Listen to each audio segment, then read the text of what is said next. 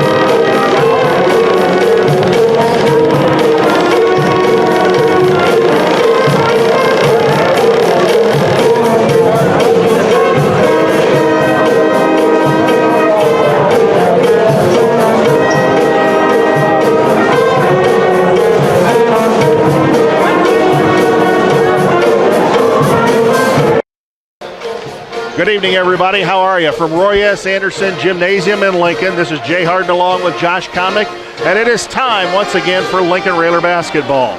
Tonight, WLCN 96.3 FM, WLCNonline.com. We're pleased to bring this evening's contest, the championship game of the Eaton Electrical Tournament between the Centennial Chargers of Champaign and the Lincoln Rail Splitters. We wish you a very pleasant good evening. To those of us joining us on 96.3 FM and around the world on WLCNonline.com and on the Mixler app and, of course, on our YouTube stream. It's time to sit back and enjoy Lincoln Railer basketball. This is the 109th season of Lincoln Rail Splitter basketball. This is the 59th time the Lincoln Rail Splitters have played in a Thanksgiving tournament. And, Josh, they've won 31 of the 58 Thanksgiving tournaments they've been in so far. A lot of people would say, well, you've got most of them at home, but hey, don't ever think Coach Al does not put a competitive tournament together. There's no guarantees, no gimmies. Yeah, you're right. I mean, there's no reason to come in, especially with the talent and the teams that he's had. He's not ever been one to lay off the competition or set yourself up for some easy wins, I would say. If any year, it might have been one of these years to do that, but he has not, and these guys have performed well.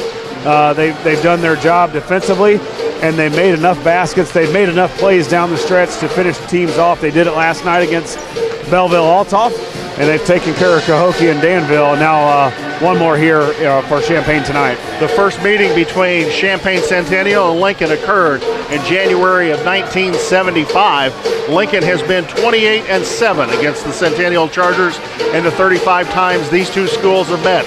Champaign Centennial's got a pretty good history. At one time they were coached by a man named Coleman Carradine. He had a guy you might be familiar with, a guy named Roger Clemens, who played over at the University, not Roger Clemens that played for the Yankees. I was going to say. Who played over at Cincinnati. And, of course, now Tim Lavin in his 21st season at the helm of the Centennial Chargers. Got himself a 3A state title with Ravante Rice. Josh, this is a coach that knows the 1-2-2 pretty well. and has had some success against it. Well, and we've seen the first 3 games, Jay. It almost was looked as the first 3 teams we played were startled that we were going to play the 1-2-2. They just didn't know really how to attack it, nor did they have the patience to attack it. And Coach Lavin, he'll have his team patient enough to do that. And tonight will be the biggest test the Railers have had so far. They come in with a couple of guys that scored 53 of the points they had on Friday night.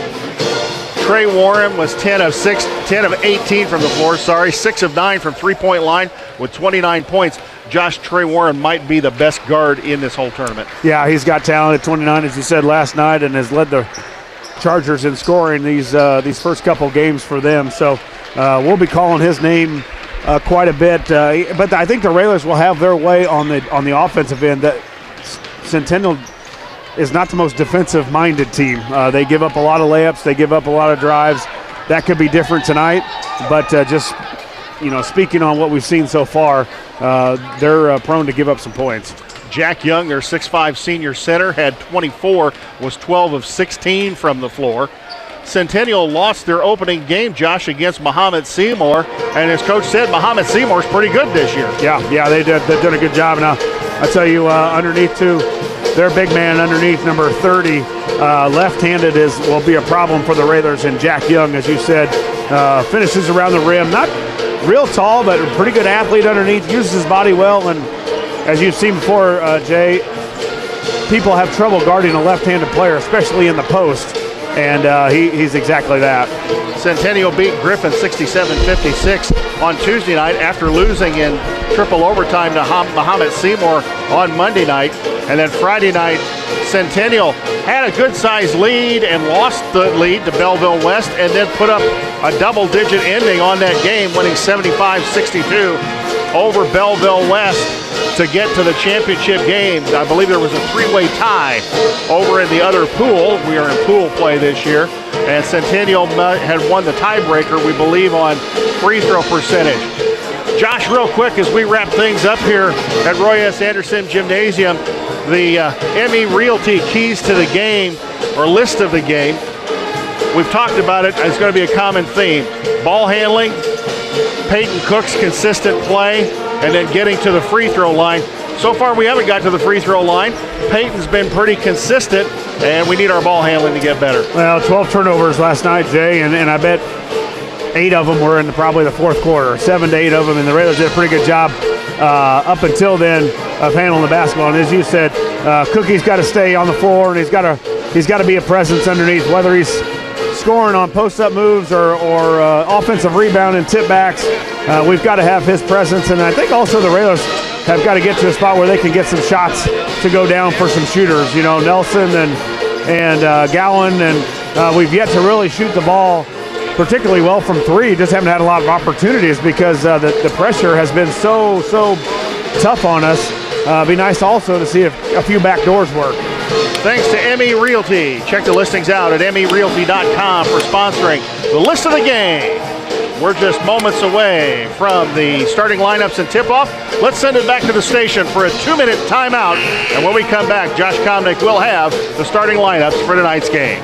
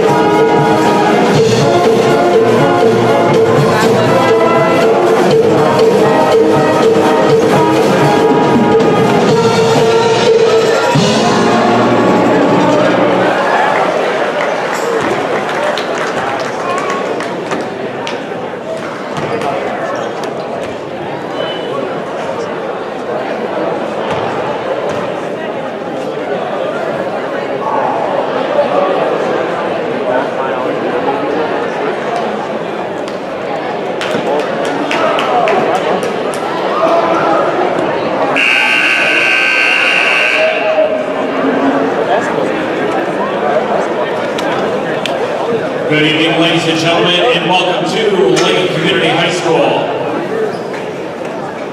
As we gather here this evening in celebration of American sportsmanship and our precious way of life, and in honor of the many thousands of men and women who have served our nation and continue to serve our nation today, we ask you to please rise to face the colors of the flag. Gentlemen, remove your hats, and we also invite all veterans and active members of the military to salute the flag as we present our national anthem.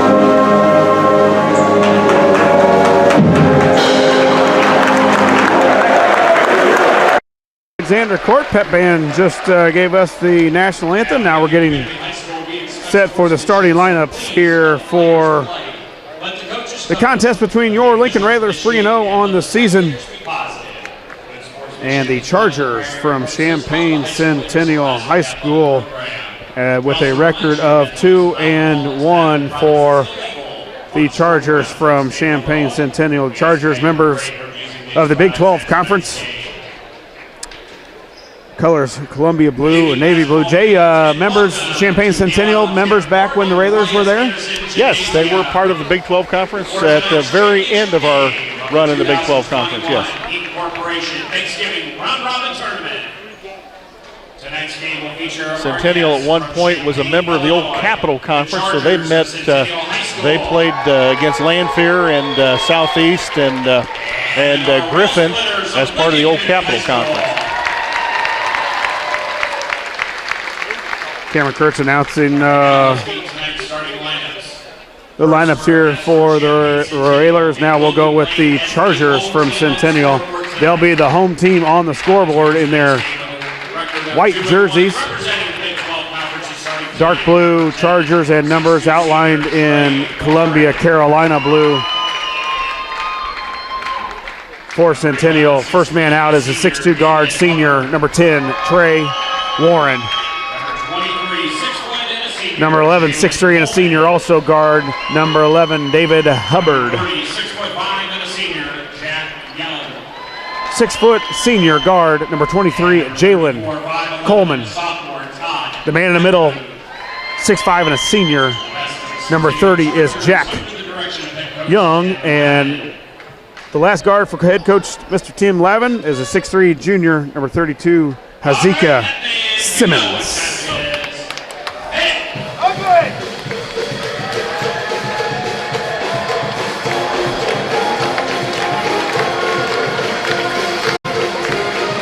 Now the starting lineups here for your 3-0 Lincoln Railers. Of course, members of the Apollo Conference.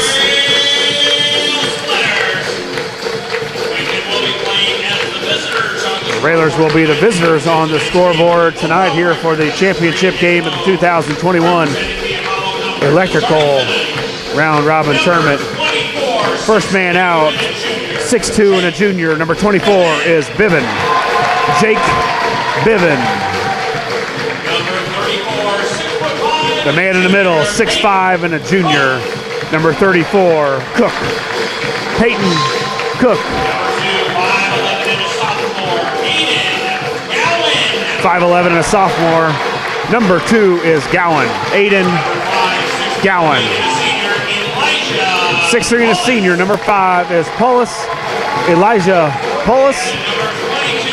At one forward, number 22, 6'5" and a junior is Saucy Tyler Saucy. Of course, the Railers head coach Neil Alexander, assisted by Eric Ewald, Greg Alexander, Brandon Bird, Farmer, Josh J. Mac McClellan, Zach Dom, and Gary Rademacher.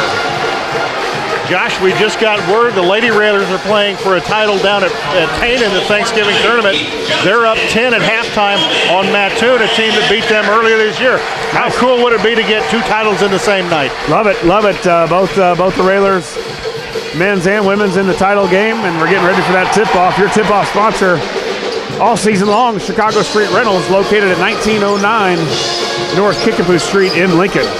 If you're in the watering holes, tell them to turn the radio, tell them to turn the TV up, turn it on to our YouTube channel. If you're out at Walmart, download the Mixler app on all their iPads and turn the sound up to WLCNonline.com, 96.3 FM.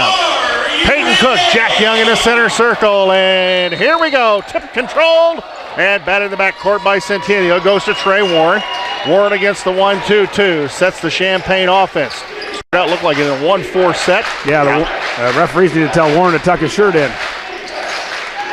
Out front to number 34, Makabu. Makabu to Warren. Warren, 3 on the way. Bank, nope, good. Off the iron, and Peyton Cook the rebound. Yeah, Peyton way up high on the boards. Peyton doing a good job. Him and Vivid leading the team in rebounds. Looks like the Railers are going to go to their patented play here. Polis out front. Saucy in the corner. Biven out front. Polis. Gowan. Saucy back out front. Polis to Biven. Biven looked to drive down the lane to Saucy. Saucy cut off by Warren. Back out front. Gowan drives, kick out Biven. Biven against the pressure. Gowan down the lane, tries to pass it into Cook. Legs got in the way. Ball off of Centennial's leg. It'll go over the rail splitter. Yeah, one thing that Centennial's doing too, Jay, on all the handoffs that we're doing, they're basically just switching these handoffs. And a little bit tougher, a little bit different than what the Railers have seen so far with the switching every single handoff that the Railers do. A little bit dangerous pass out front to Gowan, but he hauls it down. And now Elijah Paulus in the corner. Kicks it out Saucy. Gowan. They lob inside Cook. Cook up and no good. Cook bumped a little bit by Todd Makabu. And up front to Trey Warren. Yeah, and you've seen this year in this first 3 games, Peyton has trouble when he takes that bump, and that was not a foul. It's just a little aggressive play underneath, and that's one thing we'll look to see as the season goes on. Can Peyton learn to score, learn to finish? 15-foot turnaround by David Hubbard, the 6'3 senior, is good, and Champaign breaks the ice first, up 2-0 with 6:30 to go here in the first quarter. Lincoln across the timeline. Saucy, Gowan, and Biven, the 3-pointer on the way. Good, a Chris Coyne State Farm 3 by Jake Biven. Yeah, Jake doesn't attempt a lot of them, but man, it was nice. He just came off that handoff. His defender sunk in a little bit to kind of watch the drive, and Jake basically took one dribble and put it up, and it looked nice. Champaign throws the ball away. Saucy chases it down. Lincoln the basketball, up 3-2, 6 minutes to go in the first quarter. Saucy out on the right wing. Cook free throw line, looking for the cutter. There's Gowan. Fake the 3. Didn't get his man to bite. Out to Biven. Biven looks to drive. Going to kick it back out Polis. Saucy. Gowan. Polis. Biven. Saucy thought about the 3. Going to kick it back out front. Polis. Yeah, Tyler throws some really close passes to being tipped away. It looks like Young is really being aggressive on Polis. Biven again, 3 out of the corner, no. Long rebound goes to Trey Warren. Warren quickly up the floor across the timeline. Polis cuts him off, and now Warren will start the Champaign offense from way out in front. Right now looking like they're in a 2-1-2 offense against the 1-2-2 zone. Warren down the lane, kicked away from him. Hubbard picks it up, nearly throws it away. Chased down by number 23, that's Jalen Coleman. Yeah, do you see, this is the most patient team we've seen so far in the tournament, Jay. You knew they would be patient and not try to force anything underneath. Lob over the defense. Jack Young went up and got it. Went up for the shot, and he's going to be fouled, I believe, by Tyler Saucy. Oh, they give it to Cook. Oh, they gave that to Cook. Well, Peyton Cook his first, team's first, and Jack Young's going to go to the free throw line with 2 shots. Lefty hit.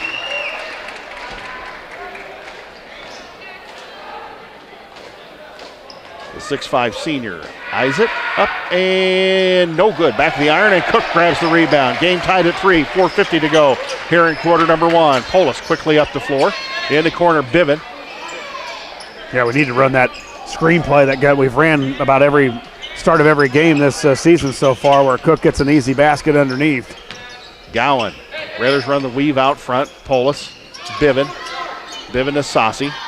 Saucy, Gowan. Gowan hounded by Makabu. Out front, Polis. In the left wing, Biven. Out front, Polis. Polis, Gowan. Back to Biven. Biven, Polis. Now back to Gowan. Railers continue to run the weave.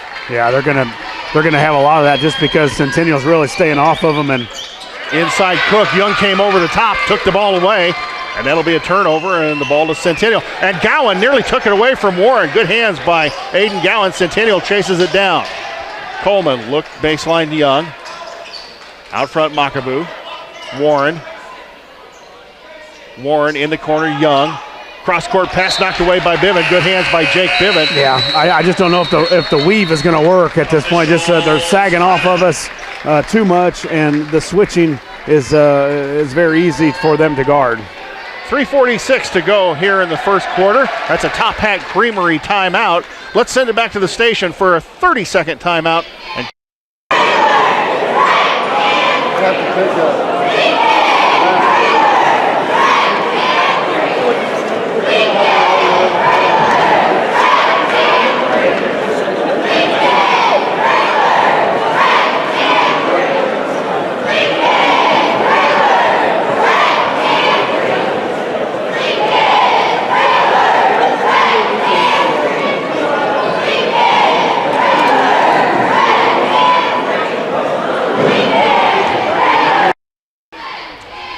game tie here between Centennial and Lincoln at 3 with 3:46 to go in the first quarter.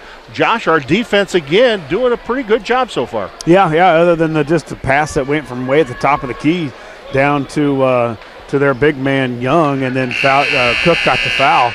But other than that, yeah, it's going to be a little bit of a difference for us defensively and also offensively, because they're switching the handoffs, and it's a lot easier for them to guard us when they're allowing the switch. Oh, that was an interesting play by Warren. He took the ball out of bounds, bounced it off of Saucy, grabbed the ball, laid it up and in. He used to do that every once in a while in junior high.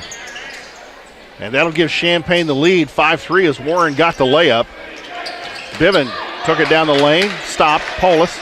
Polis threw it through Saucy's hands. It goes out of bounds, and the turnover, and it'll go to Centennial. Yeah, and I think here is where you've got to get Cookie a little bit more involved on the block. They're switching everything out front. We're not able to drive because they're sagging in. They're really daring us a couple times to get some threes off, and we just can't get them off. We've got to have some scores underneath by Cook. Trey Warren at the volleyball line misses the three front of the iron. It went off Lincoln's hands. I believe it went off of Biven, goes out of bounds in front of the Lincoln student section. It'll say Centennial basketball.